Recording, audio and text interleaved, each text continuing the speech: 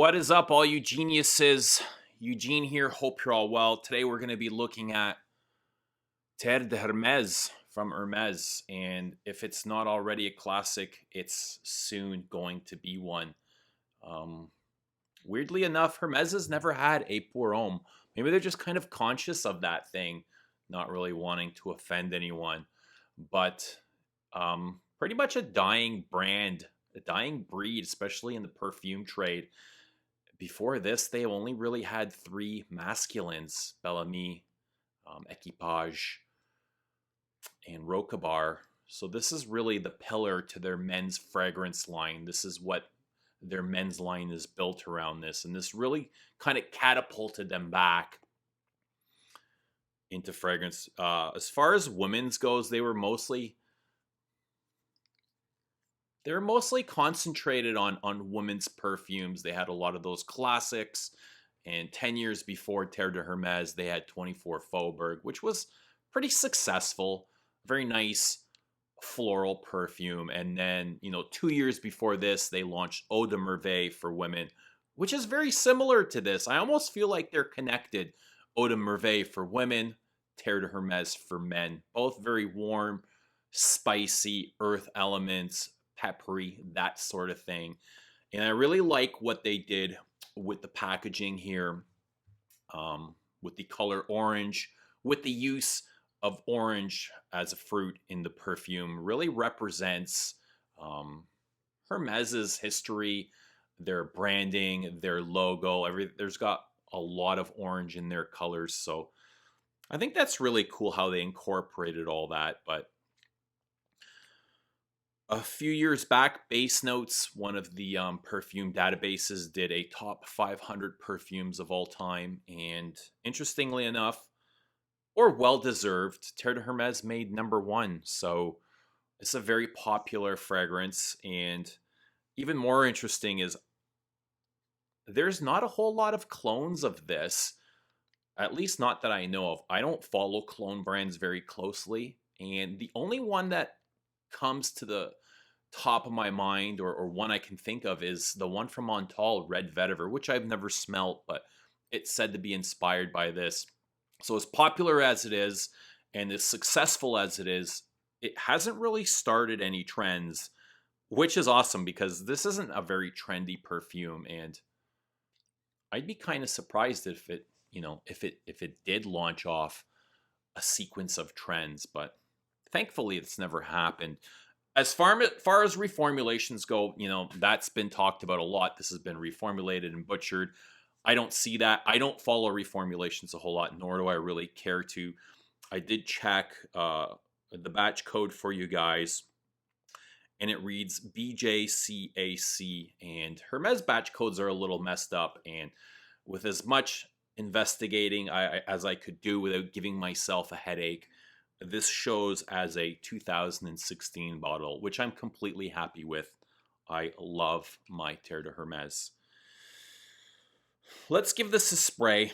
Let's talk about the scent itself. The scent is, I'm almost at a loss for words when I wear this. It's so different on me almost every time I wear it. And you can see I've worn, this is my second bottle.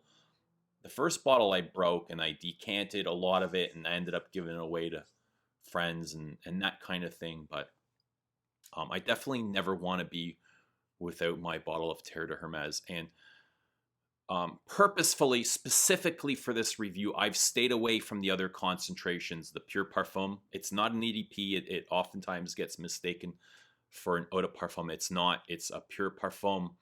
There's no Très Fresh, and there's the Intense. And it's been a long time since I've worn the Pure Parfum, just because I really wanted to, figure this out on its own. And it's really complex. And I don't know, it's like every time I wear it, I get something different.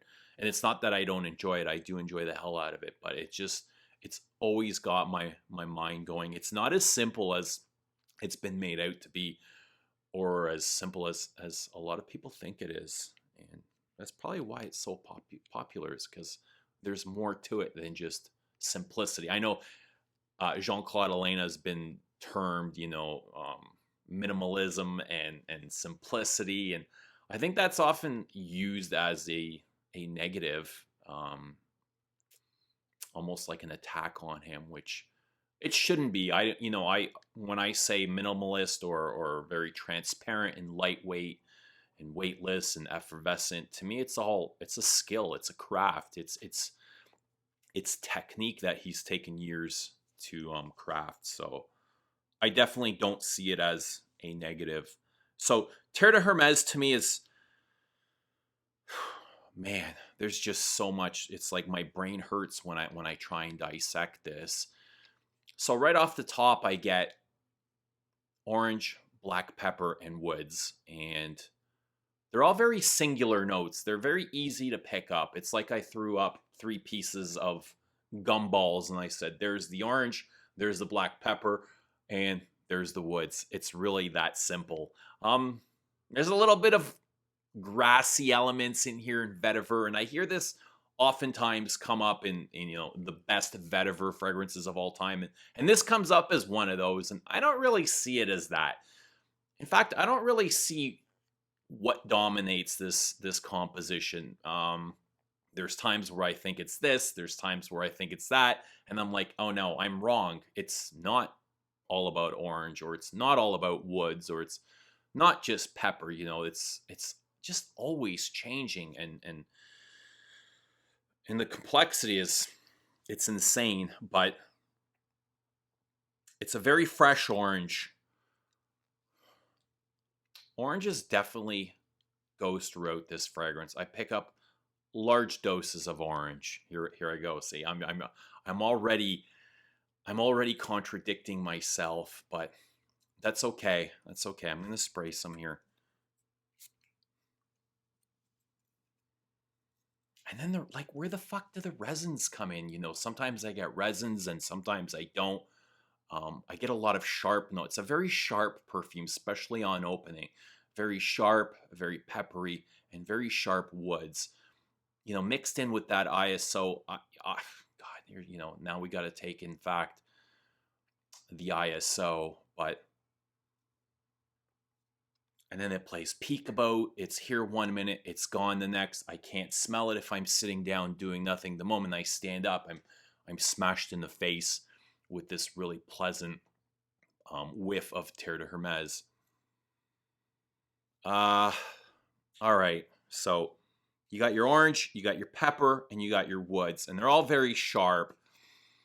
And the moment you spray it, that's when the magic happens, because the evaporation curve on this is intense and you can't miss it. So as sharp as it starts out, it just kind of morphs and it goes into this rosy geranium. And man, it's got this really fascinating evaporation curve where everything's so sharp and it just literally turns into this Hesperidic powder.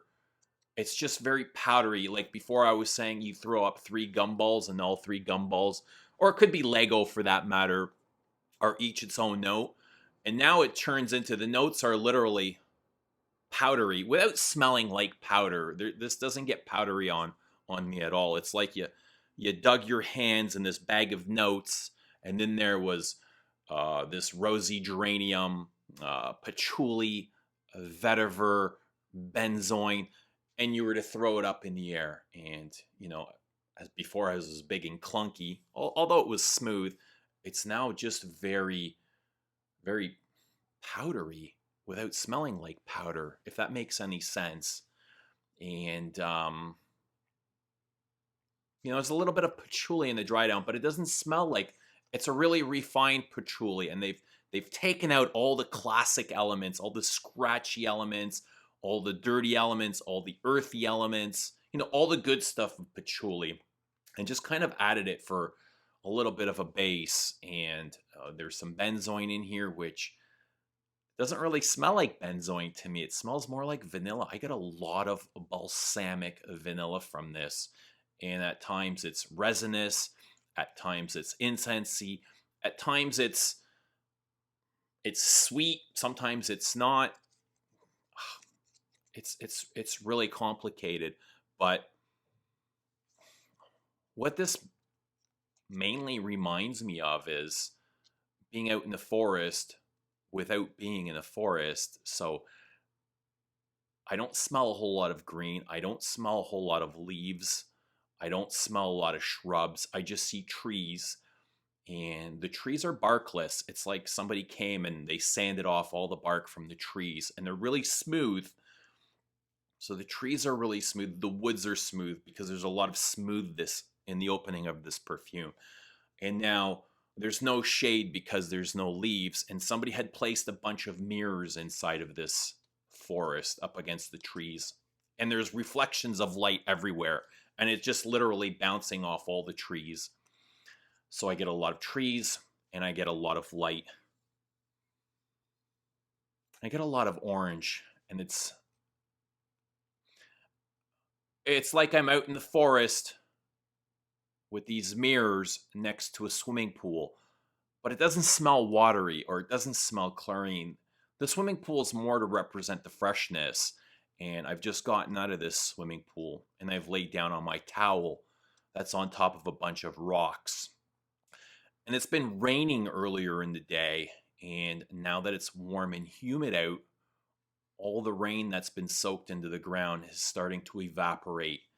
And from that evaporation, I'm picking up the minerals from the rock. The rocks are very porous, and they've absorbed a lot of that rain. Now that rain's being evaporated, and I'm picking up not so much the scent of the ground, it's more the scent of the roots in the ground coming from that vetiver, and the scent of minerally facets coming from stone or rock.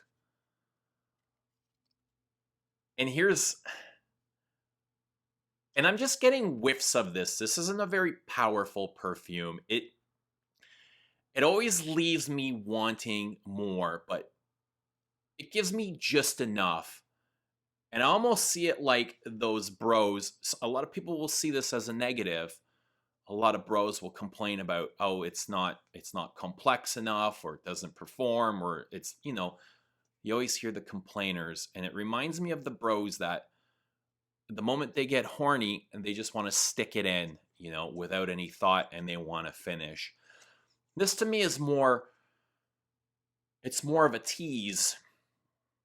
When I say I want more, it's more of a tease. It's almost like a lover, a boyfriend, or a girlfriend, or whatever, coming over and whispering something really sexual in your ear, and then they disappear, they take off. So you want to, before you can grab them, they've run off. So now you've got to go chase them for that more. You want, now you've been aroused, now you want more. So I see it in that kind of sense, or almost like a dream. If you ever had one of those sexy time dreams, and you're doing whatever with whoever in your dreams, you could be doing with whoever you like, and right in the middle of it, you wake up at the worst possible moment, and you're like, oh my God, that was the best dream ever. I want to go back into that dream. And you try and fall asleep again just to continue that dream because you want more.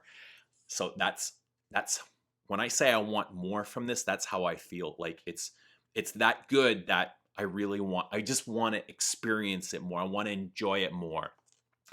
There's times I feel like I don't smell enough, and which makes it even harder to break down. When they say this is one of the best vetiver fragrances, I get elements of vetiver. I get elements of green grassiness, hints of rootiness, but I want more. That's how I feel. I want it to be more. Or maybe I'm just not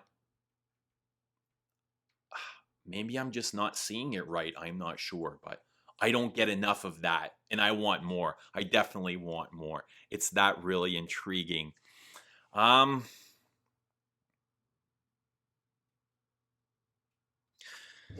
As far as the colors go and the textures, like I said, it's very smooth on opening. In the heart, it gets that, God, I hate to use the word powdery, but that's almost how I feel. But the colors I get mostly orange. Like orange runs throughout. I guess to represent, you know, the brand's heritage or logo or just the brand marketing. But I get hints of greens and browns, not a whole lot, very, very, very minimal. But like I was saying before about the mirrors being in the woods, and I get a lot of light and reflection. And I've just actually noticed this today, and I always wondered why they've got, if you know the bottle well, it's got that mirror finish on the top here and orange all around the bottle. They've incorporated a lot of orange here, and that's literally the two dominant colors I get. Is I get light for the mirror, and I get the orange that they've used around the logo and the bottom of that H. They've got a huge H at the bottom of the bottle, and very, very slightly I get, you know, browns and green earth tones. But I wouldn't call this an earthy fragrance by any means. Now I got to be really careful with what I say, because it does and it doesn't. Like, to me, it doesn't smell like soil, but there's times where I think I get rootiness, and then there's times I'm like, damn, I'm not sure, because I want more, if you know what I mean. Um,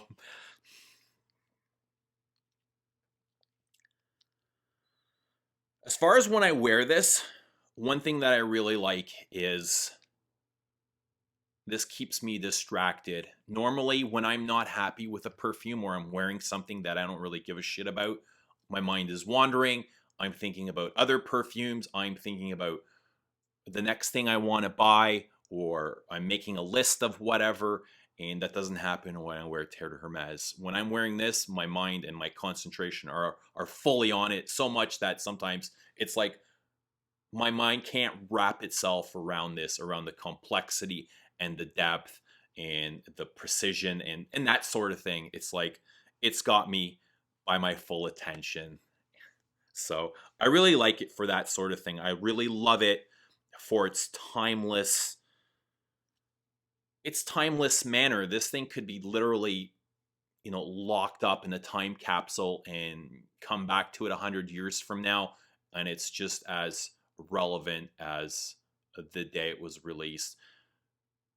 Orange, earth, vanilla will never go out of style. So this is definitely not something that's trending and you know, will go out. So it's definitely timeless, and I love it for that as well. As far as I'm concerned, this is a genius perfume created by a master perfumer who's going to go down as one of the all-time greats, and I'm happy as hell to be able to be a part of it on his journey. So anyway, there you go. There is my review of Terre de Hermes. There's going to be a new Hermes fragrance for men launched later this year. I am anticipating it. I'm curious. I'm not sure how excited I am with the new perfumer. She's been kind of hit and miss. I'm not going to write her out or write her off totally, but you know, I did like Twilly, so I'm definitely going to give her a chance with the new fragrance. I'm kind of curious if it will be a Hermes Pourhomme or what's up with that. But anyway, I'd love to hear your thoughts. Leave a comment down below. If you like this video, please like it, and we'll see you all again in the next one. Thanks for watching.